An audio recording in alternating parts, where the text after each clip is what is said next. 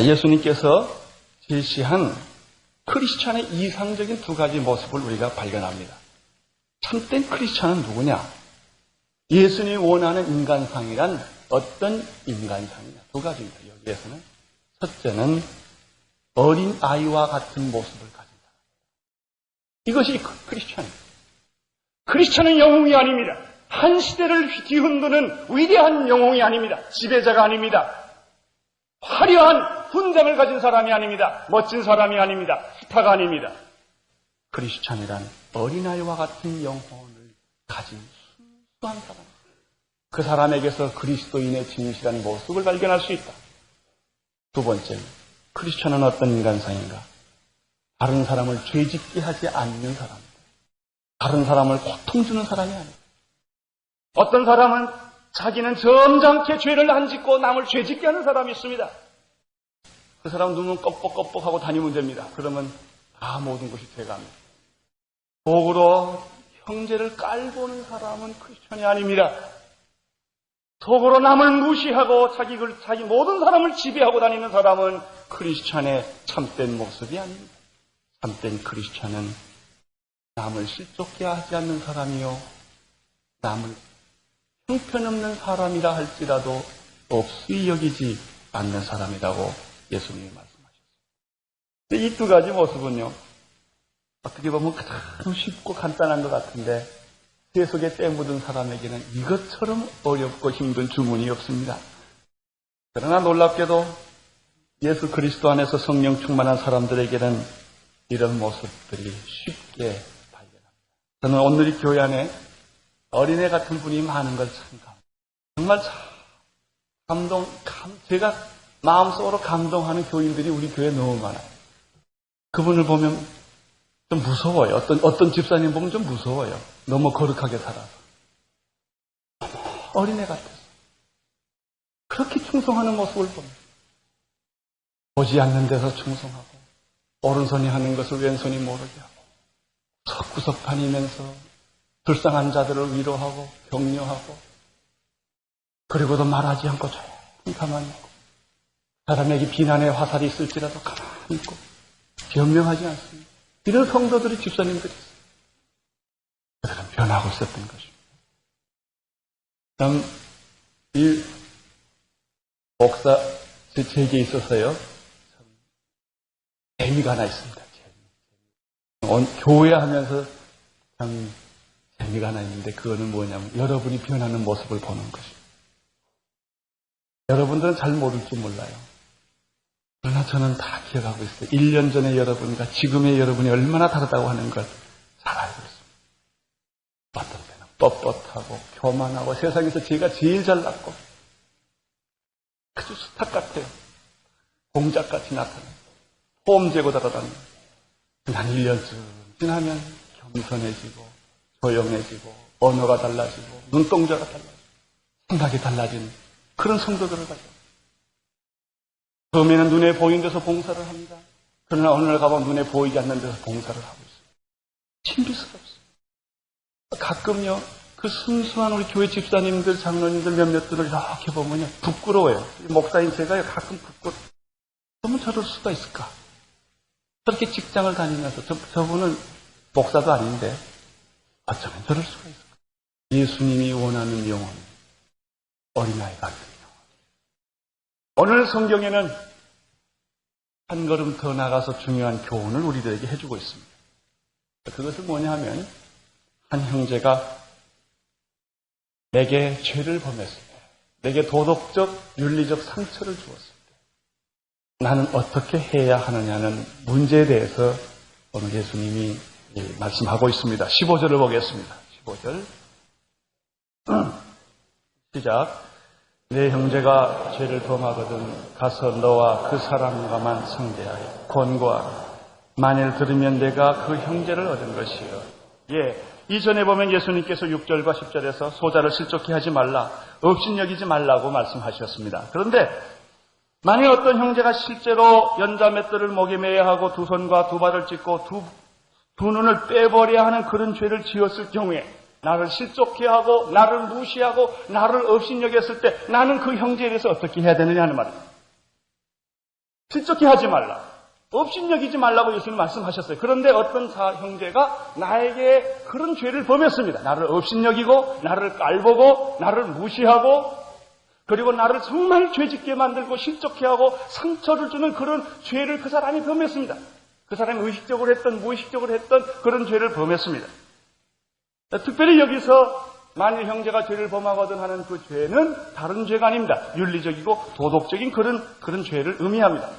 교회 안에는 여러 가지 스캔들이 있을 수가 있습니다. 간음 사건이 있을 수가 있습니다.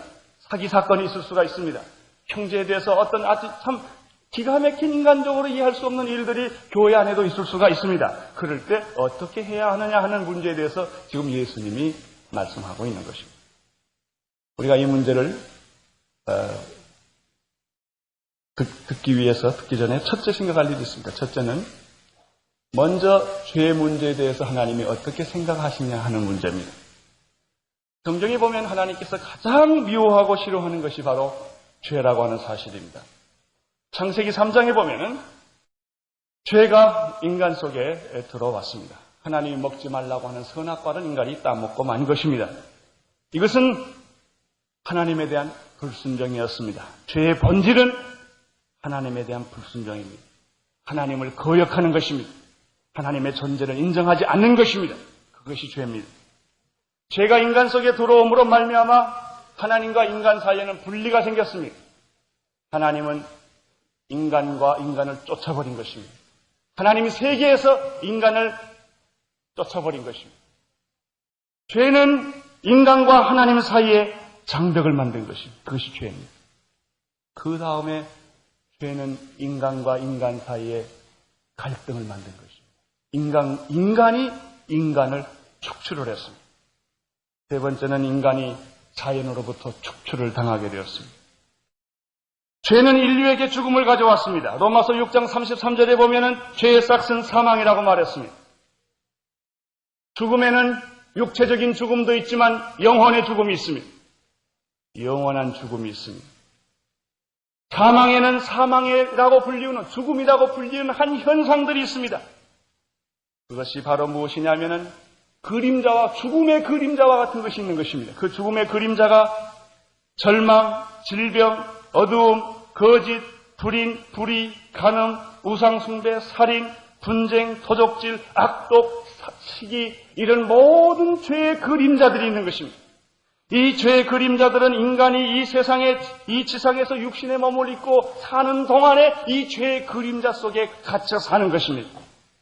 불안하고 초조하고 죽이고 죽고 모든 부정과 모든 불의와 모든 어두움 속에서 살아가는 것이 인간의 본질인 것입니다. 이 죄의 모든 현상은 어느 날 결정적인 죽음이라고 하는 실존 앞에 우리를 몰고 가는 것입니다. 이것이 어디서 왔습니까? 죄 때문에 왔습니다. 그래서 성경을 보면 하나님은 죄를 철저하게 미워하십니다. 하나님은 죄를 용납하지 않습니다. 머리털끝만한 죄도 하나님은 용납하지 않는 것을 볼 수가 있습니다. 그렇기 때문에 하나님은 이 죄를 미워하시기 때문에 하나님의 자녀가 죄에 빠져서 살거나 죄 짓는 것을 원치 않습니다. 동시에 하나님은 자기의 교회가 죄와 뒤범벅되어서 사는 것을 원하지 않으십니다. 여러분, 무엇이 능력입니까? 사람들은 능력을 원합니다. 무엇이 능력입니까? 능력이란 죄가 없는 거룩을 가르쳐 능력이라고 말합니다. 다른 것이 능력이 아닙니다. 거룩이 능력입니다. 죄가 없는 것이 능력입니다. 순결이 능력입니다. 거룩보다 큰 능력이 없으며 순결보다 더 큰 능력이 없습니다. 세상에서 제일 무서운 사람은 어떤 사람입니까? 힘이 있고 돈 있고 지식이 있고 권력 있는 사람이 아니라 제일 무서운 사람은 깨끗한 사람입니다. 경험해 보셨죠? 깨끗한 사람 보면 겁이 납니다. 돈 있는 사람 하나도 무섭지 않아요. 권력 있는 사람 더 안 무섭습니다. 그 사람. 나를 감옥에 집어넣어도 무섭지 않습니다. 정말 두려운 사람은 깨끗하게 살아요. 애묻지 않는 사람, 순수한 사람, 거룩한 사람을 보면 우리는 옷기 슬려미게 됩니다. 왜 그렇습니까? 바로 이 거룩에서 능력이 나타나기 때문입니다. 취하는 사람보다 포기하는 사람을 보면 우리는 두려워합니다. 제일 무서운 사람이 무소유의 사람입니다. 아무것도 안 가진 사람은 두렵습니다. 그 사람을 만나. 이 거룩의 능력, 예수님에게 이 능력이 있었습니다. 예수님은 왜 능력이 있습니까? 그분에게는 철저하게 죄가 없었기 때문에 완벽한 능력을 그분은 소유하고 있었던 것입니다. 우리도 그런 것을 경험합니다. 우리가 이렇게 예수 믿고 신앙생활 하다가도요, 여러분 일주일만 금식해보세요. 여러분 자신이 능력이 생기고 거룩해지는 걸 느낄 것입니다. 여러분 죄를 짓다가 죄를 짓지 않고 어떤 기도원에 들어가거나 참 어떤 거룩 속에 여러분이 한 몇 달만 있어보면 자신이 변하며 내 내면 안에서 새로운 힘이 솟아나는 것을, 내면에 새로운 힘이 솟아나는 것을 여러분이 느끼게 될 것입니다. 바로 거룩의 힘이요, 순결의 힘인 것입니다. 영적인 힘인 것입니다. 시편 66편 18절에 내가 내 마음의 죄악을 품으면 주께서 듣지 아니하시리라. 하나님이 우리의 기도를 듣지 않은 이유는 내 안에 죄가 있으면 하나님이 듣지 않으십니다. 왜 하나님이 느껴지지 않습니까? 죄가 있기 때문입니다. 하나님이 없어서 하나님이 느껴지지 않는 것이 아닙니다. 똑같은 예배를 들으면서 어떤 사람은 하나님을 강하게 느끼고 어떤 사람은 하나님을 전혀 느끼지 않고 졸기만 하는 사람이 있어요. 왜 그래요? 죄가 있으면 절대로 하나님은 느껴지지 않습니다. 내 마음의 죄악을 품으면 저가 듣지 아니하시리라. 이사야 59장 1절에 3절에 보면 여호와의 손이 짧아 곧 못하심도 아니요 귀가 둔하여 듣지 못하심도 아니라 오직 너희의 죄악이 너희와 너희 하나님 사이를 내었고 너희 죄가 그 얼굴을 가리워서 너희를 듣지 않게 함이라. 이는 너희 손의 피가 너희 손가락의 죄악이 더러워졌으며 너희의 입술은 거짓을 말하며 너희 혀는 악독을 말함이라. 우리가 하나님과 함께 통하지 못하는 이유가 하나님에게 있는 것이 아니라 바로 우리 안에 있다는 것입니다. 철저하게 죄를 미워하시고 철저하게 죄를 싫어하시는 것입니다. 더구나 자기의 자녀가 죄와 뒤범벅하여 사는 것을 하나님이 철저하게 싫어하시는 것입니다. 자기 원하지 않습니다.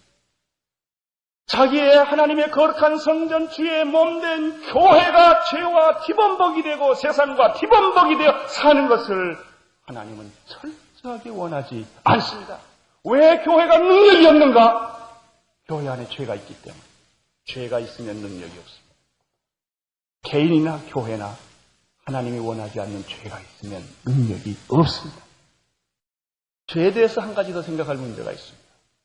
그것은 죄의 배후에는 언제나 사탄의 세력이 존재한다는 사실입니다.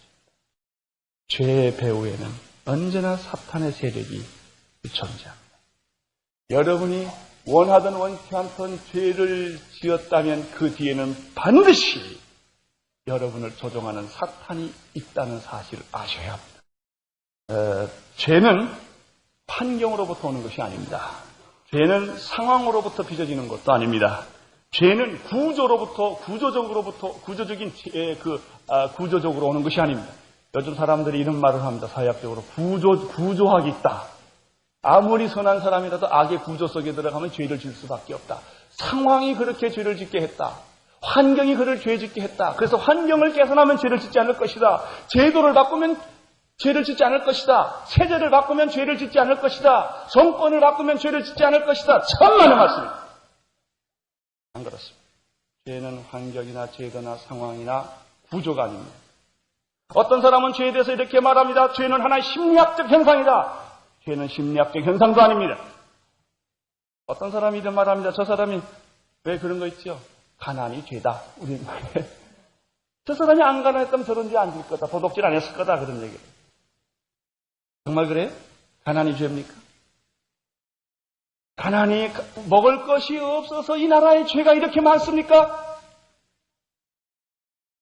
이 나라에 기본 월급이 보장이 안 돼서 죄가 이렇게 많습니까? 먹을 것을 주면 죄가 없어집니까? 사람의 배를 부르게 하면 죄가 없어집니까? 아닙니다. 먹을 것이 풍부하면 죄가 더 많아집니다. 배부른 사람의 죄 짓는 것은 배고픈 사람의 저지른 죄보다 더 큽니다. 배부른 사람들의 죄를 보십시오. 배고픈 환경 때문에 죄 짓는 것이 아닙니다. 어떤 사람이 이런 말을 합니다. 무식이 죄지. 못 배워서 죄라는 거예요. 악작 같은 내 아들은 공부를 시켰어. 나는 공부 못했지만 과외를 10개를 시키고 그냥 재수, 삼수, 사수, 오수를 해서라도 내 아들은 꼭 학교를 대학교 서울대학교를 보내야 된다. 왜? 못 배운 게 한입니다. 무식이 죄입니다. 무식이 죄입니까? 그러면 배우면 죄 안 짓습니까? 배운 사람은 더 테크니컬하게 죄를 짓습니다. 우리 더 고급화됐을 뿐입니다. 못 배워도 죄를 짓고 잘 배워도 죄를 짓고 배고파도 죄를 짓고 배불러도 죄를 짓습니다. 그러나 사람들은 죄 지은 이유를 찾고 환경이나 제도나 구조나 어떤 상황에 자꾸 자기 죄 지은 것을 전가를 시키려고 합니다. 그것이 죄인입니다. 인간이 죄인이기 때문에 죄를 짓는 것입니다. 가난한 자도 예수 믿어야 하고 부자도 예수 믿어야 하고 못 배운 자도 예수 믿어야 하고 배운 자도 예수를 믿어야 하는 것입니다. 어떤 사람은 또 이렇게 말해요. 죄라고 생각하면 죄고 죄라고 생각 안 하면 죄가 아니다. 다 죄라는 것은 하나의 심리학적인 것이다. 그게 왜 가능이냐? 하나님이 성본능을 준 게 아니냐? 밥을 먹듯이 성본능을 사용하는 것은 자연스러운 것이다. 사람들은 그렇게 말을 합니다. 그렇습니까? 아닙니다.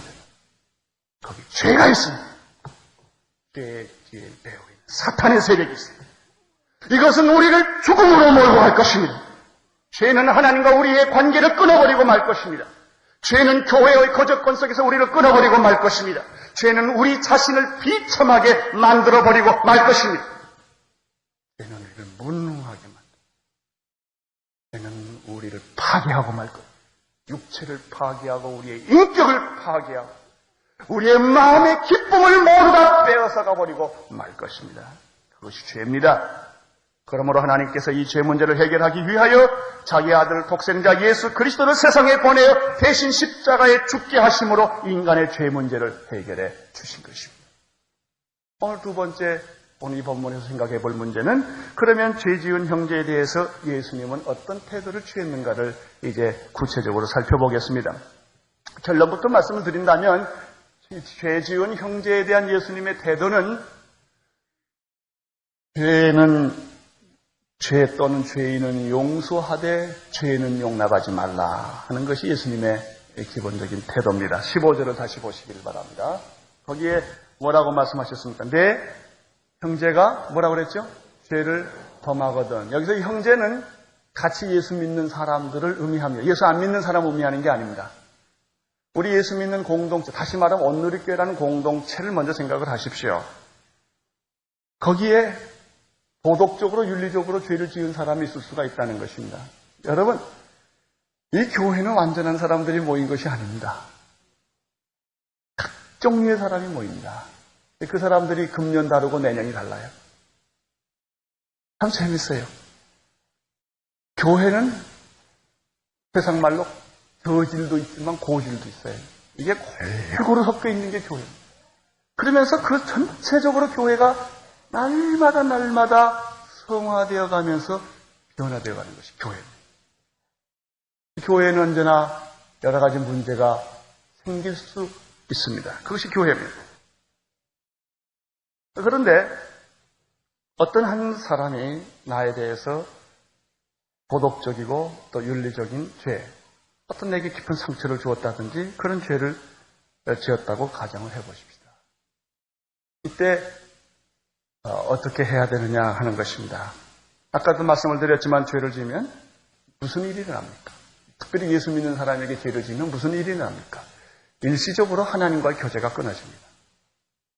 관계가 끊어집니다. 죄 지으면 기도 못합니다. 하기가 어려워집니다. 무릎 꿇고 앉아서도 소리가 나지 않습니다. 죄 지으면 하나님과 관계가 일시적으로 단절이 됩니다. 죄를 지으면 그 교회 공동체와 단절이 됩니다.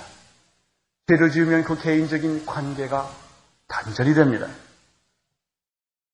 이때 그 죄 지은 형제에 대해서 교회는 어떻게 되는가? 그를 내쫓으면 안 됩니다. 그를 포기해서도 안 됩니다. 그를 적극적으로 도와줘야 합니다. 이것이 예수님의 말씀입니다. 그럼 어떻게 도와줘야 되는가 하는 것입니다. 그 사람이 죄 문제를 해결하고 돌아올 수 있도록 도와주어야 합니다. 이것이 바로 잃어버린 양을 찾는 목자의 심정이요, 탕자를 기다리는 아버지의 마음입니다. 그러나 그 사람을 돌아오게 하되 문제가 하나 있습니다. 그냥 돌아오게 하면 안 됩니다. 그 죄 문제를 해결하도록 도와야 합니다. 죄 문제를 해결하지 않고 돌아오는 것을 예수님은 원하지 않습니다. 세 가지 단계로 예수님은 그 죄 지은 형제에 대해서 이런 태도를 취하라고 말씀하셨습니다. 첫째 15절을 다시 보시기를 바랍니다. 다시 읽겠습니다. 내 형제가 죄를 범하거든 첫째 가서 너와 그 사람과만 상대하여 권고하라. 만일 들으면 내가 내 형제를 얻은 것이요. 첫째는 죄를 지은 형제를 찾아가라고 말씀하셨습니다. 방관하거나 소극적인 태도를 취하는 것은 크리스천의 태도가 아닙니다. 잘못한 형제가 있거든 적극적으로 찾아가서 이야기하라고 말씀하시는 것입니다. 두 번째는 아주 성경에 아주 예수님이 구체적인 가르침을 주셨습니다. 여기 보십시오. 가서 너와 그 사람과만 그랬지요. 영어로 보면 one to one이에요. 1대1로 다른 사람을 개입시키지 말고 단 둘이 1대1로 개인적으로 만나서 너한테 죄를 범한 일이 있으면 단둘이 만나서 이야기하라는 것입니다. 그를 권면하라는 것입니다. 그런데 보통 우리 경우를 보면 누가 죄를 짓고 허물이 있으면 어떻게 합니까? 뒤에서 헐뜯고 흉보고 소문을 퍼뜨립니다. 그리고 속으로 경멸합니다. 쉬쉬하면서 그 사람을 살살살 눈치를 보면서 경멸을 하면서 헐뜯습니다. 그리고 그 사람을 또 만나면 어떻게 합니까? 딱 만나면 자기는 그렇지 않은 것처럼 싹 웃습니다. 자기만은 그렇지 않은 것처럼 웃고 그 사람을 이해하는 것처럼 말하고 또 다른 사람이 당신을 비난한다고까지 전해줍니다. 그리고 뒤돌아서면 또 욕을 합니다. 그것이 보통 사람들의 일반적인 경향입니다. 여러분 어떤 태도가 형제를 진정으로 사랑하는 태도라고 생각하십니까? 다른 사람 개입하지 않고 단도직입적으로 만나서 그 사람에게 이야기하는 것이 옳은 태도입니까? 벽면으로 부딪히기가 힘이 드니까 슬슬슬 피하면서 그 사람에 대한 소문을 퍼뜨리고 가십을 말하고 이야기하고 흉보는 것이 옳은 태도입니까? 어떤 것이 형제를 구원하는 길입니까? 여기서 또 한 가지 보십시오. 가서 1대1로 만나서 세 번째 뭐하라고 그랬죠? 권고하라고 그랬어요. 권고하라. 이 뜻은 그 원뜻은 뭐냐면 그 사람이 나한테 저지른 죄 있죠? 나한테 저지른 죄가 있다면 그 허물을 구체적으로 그 사람한테 지적하라는 뜻입니다. 구체적으로 그 얘기를 빙빙 돌리지 말고 분명하게 말을 하라 그런 뜻입니다. 뒤에서 말하지 말라는 것입니다. 돌려서 말하지 말고 직접 이야기하라. 참 어려운 얘기입니다. 정면으로 1대1로 만나서 그 죄를 구체적으로 지적하면서 깨우쳐주는 일은 성령의 능력을 받지 않고 성령의 도우심이 없으면 못할 일입니다. 그리고 하기가 어려운 일입니다. 왜냐하면 자칫 잘못하면 내가 하나님의 위치에 가게 되고 자칫 잘못하면 내가 충고하는 입장이 되기 때문입니다. 이것은 충고하는 것도 아니고 야단치는 것이 아닙니다.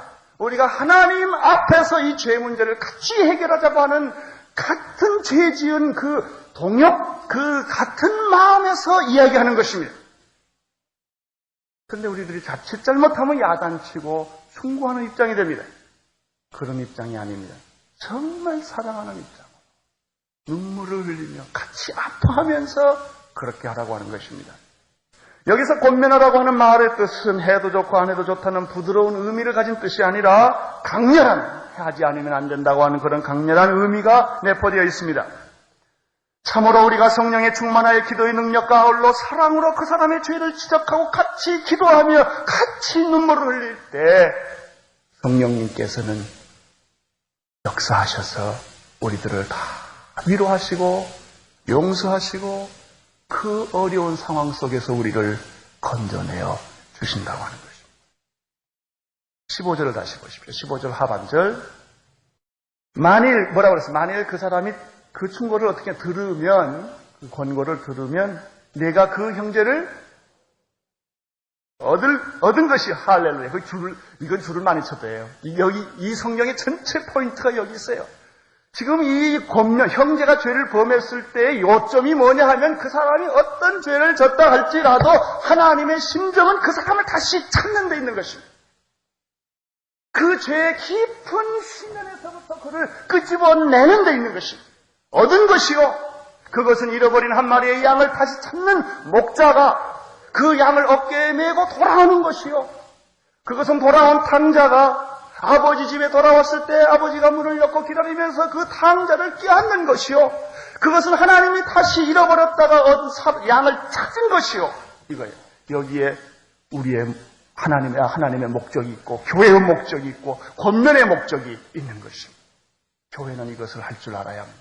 이 과정이 몹시 힘들고 귀찮고 고통스럽고 괴롭고 참으로 견딜 수 없는 것이라 할지라도 교회의 존재는 건물 짓는 데 있는 것이 아니고 교회의 존재는 사회사업을 많이 하는 데 있는 것이 아니고 교회의 존재는 어떤 세상에 어떤 행사를 많이 하는 데 있는 것이 아니라 잃어버린 한 영혼을 찾는 데 있는 것입니다. 잃어버린 영혼을 찾는 데 하나님의 전체의 관심이 있는 것입니다. 자, 두 번째입니다. 두 번째는 만약에 그 형제가, 그러니까 여기 충고라고 하는 것은 그냥 가서 충고하는 거 아닙니다. 야단치는 것도 아니고 싸우자고 하는 것도 아니고 정말 기도하며 눈물을 흘리며 그 형제가 죄에서부터 빠져나오기를 간절히 원하는 그런 권면인 것입니다. 그런데 그렇게 해도 안 들을 수가 있습니다. 안 들을 수가 있습니다. 안 들을 경우에는 어떻게 해야 되느냐 하는 것입니다. 거절했을 경우에는 어떻게 하느냐. 여기에 우리의 책임이 다 끝난 것이 아닙니다. 오늘 예수님이 말하는 것은 포기하지 말라. 두 번째 얘기입니다. 16절. 만일, 같이 읽겠습니다. 만일 듣지 않거든 한두 사람을 데리고 가서 두세 증인의 입으로 알마다 증청케 하라. 무슨 뜻입니까? 약점을 잡아서 그 사람이 앞으로 도망 못 가지 못해 증인 세우라는 뜻보다는 두세 사람을 같이 데리고 가서 더 권면하라. 그런 뜻입니다. 포기하지 말라. 이것은 신명기 19장 15절에 나타난 규례로서 물론 그 사람이 하나님 앞에서 그 죄를 변명하지 못하도록 하는 이유도 있지만 이렇게 두 번씩이나 이야기하는 것은 쉽게 포기하지 말라는 뜻입니다. 세 번째입니다. 그래도 이 사람이 강팍해서 마음을 돌이키지 않고 회개하지 않으면 어떻게 해야 합니까? 두세 사람의 증인이 와서 같이 힘을 합해도 안 되면 어떻게 하느냐? 그때는 교회의 힘을 동원하라. 17절입니다. 같이 읽겠습니다. 만일 그들의 말도 듣지 않거든 교회에 말해라. 이렇게. 이것은 교회의 공동체의 기도와 권면과 훈계를 뜻하는 것입니다. 이것은 이렇게 표현되겠죠. 처음에는 부역장에게 말해라. 그래도 안 되면 목사님을 좀 동원해라. 더 이제 쉽게 말하면 그렇게 표현할 수도 있겠죠. 마지막으로 교회의 권면도 거절할 경우는 어떻게 할 거냐? 어떻게 하라고 그랬습니까? 17절을 다시 보면 만일 그들의 말도 듣지 않거든 교회 말하고 교회의 말도 듣지 않거든 그 다음에 어떻게 하라고 그랬어요? 가슴 아픈 얘기였어요. 이방인과 세리처럼 취급해라. 무서우니. 그러나 여기에 메시지의 요점은 이방인과 세리처럼 취급하라는 데 있는 것이 아니라 무슨 얘기입니까? 끝까지 노력을 해라. 최선을 한 번에서 한다면 두 번 하고 두 번에서 한다면 세 번 하고 그 다음에 우리가 나오는 베드로의 용서에 관한 얘기 있지요. 용서는 70번씩 7번. 한계가 없다. 이것을 여기서 보여줍니다. 예수님의 마음은 여기서 무엇을 읽을 수 있습니까? 그 사람을 세리와 이방인 취급하라는 데 예수님의 마음이 있는 게 아닙니다. 거기 가기까지 그 영혼을 위해 기도하고, 교회적으로 기도하고, 그룹으로 기도하고, 개인으로 기도하고, 눈물을 흘리며 기도하면서 그 영혼을 다시 찾아라 하고 하는 것이 우리 주님의 마음입니다.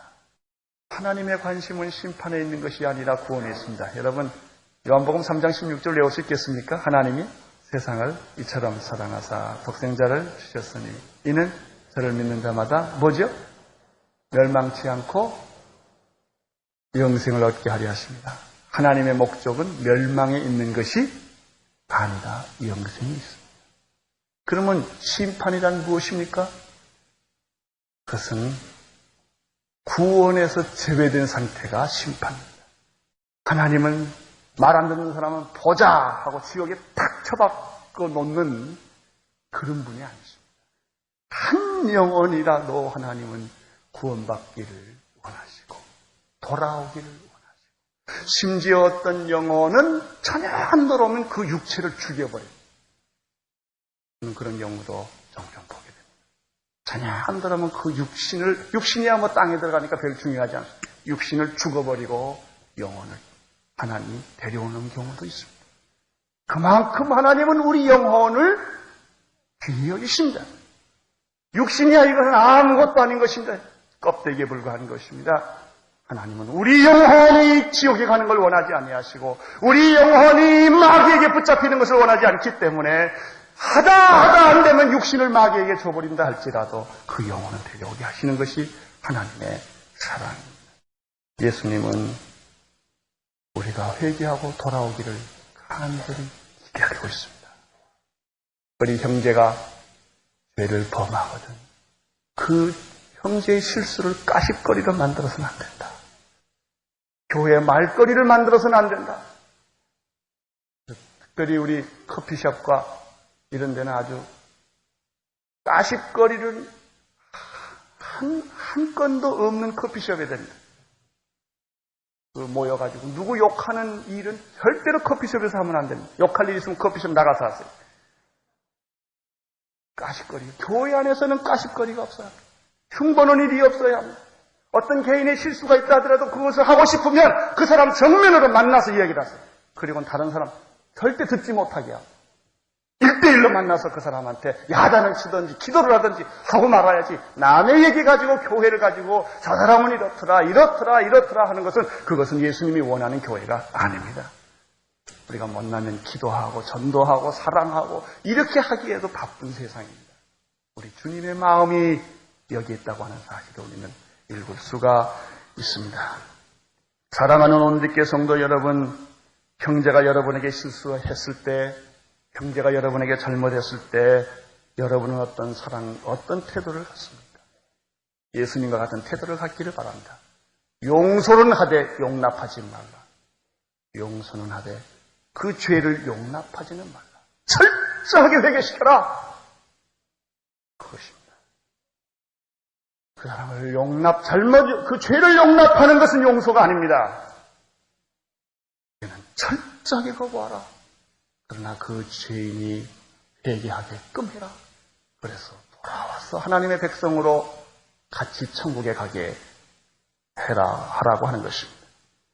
이제 예수님의 세 가지 결론을 말합니다. 첫째는 18절입니다. 같이 읽겠습니다. 진실로 너희에게 이르노니 무엇이든지 너희가 땅에서 매면 하늘에서도 매일 것이요 무엇이든지 땅에서 풀면 하늘에서. 아주 놀라운 메시지입니다. 두 번째 결론은 19절에 있습니다. 진실로 다시 너희에게 이르노니 너희 중에 두 사람이 땅에서 합심하여 무엇이든지 구하면 하늘에 계신 내 아버지께서 저희를 위하여 이루게 하시리라. 아멘. 놀라운 메시지가 또 있습니다. 세 번째 결론 20절. 두세 사람이 내 이름으로 모인 곳에는 나도 그들 중에. 예수님은 이 한 소자를 귀중히 여기면서 어린아이 같이 되라. 어린아이를 영접하라. 어린아이를 슬쩍해 하지 말라. 어린아이를 업신여기지 말라. 이렇게 하시면서 형제가 죄를 범하거든 이렇게 하라. 그리고 이런 세 가지 결론을 오늘 이 세 가지 말씀은 너무나 참 놀라운 말씀이기 때문에 제가 1년 동안 묵상을 한 다음에 1년 후에 이 말씀을 가지고 다시 여러분 앞에 나타나겠습니다. 여러분 용서하는 자가 되시기를 바랍니다. 형제가 여러분에게 죄를 범하거든 용서하십시오. 우리 인간관계란 무엇 때문에 불편해? 세상이 왜 불편합니까? 돈이 없어요. 여러분이 고민입니까? 무엇 때문에 고민이? 모두가 미운 사람 때문에 고민입니다. 인간관계입니다. 용서하기를 결정한다면 자유할 것입니다. 용서하십시오. 주의 이름으로 용서가 안 되면 주여 나에게 용서하는 마음을 달라고 기도하십시오. 모든 사람을 사랑하십시오. 한 사람도 원수를 만들지 마십시오. 성경은 이렇게 말했습니다. 모든 사람과 더불어 평화하라. 우리는 평화의 사도입니다. 이웃집과 원수 맺지 마십시오. 아파트 2층 사람과 원수 맺지 마십시오. 수위하고 싸우지 마십시오. 모든 사람하고 평화하십시오. 모든 레위 사람이건 아랫 사람이건 누구에게든지 여러분이 평화의 사도가 되십시오. 오 하나님 아버지, 영광과 존귀와 찬양을 올려 돌립니다. 이 시간에 우리들의 마음속에 용서의 영을 부어주시고 사랑의 영을 부어주어서 형제가 우리에게 죄를 범하거든 아버지 그를 정죄하는 마음보다는 눈물을 흘리며 아파하는 마음을 주시고 같이 천국에 이룰 수 있는 사람으로 주여 축복하여 주옵소서. 예수님 이름으로 기도드리옵나이다.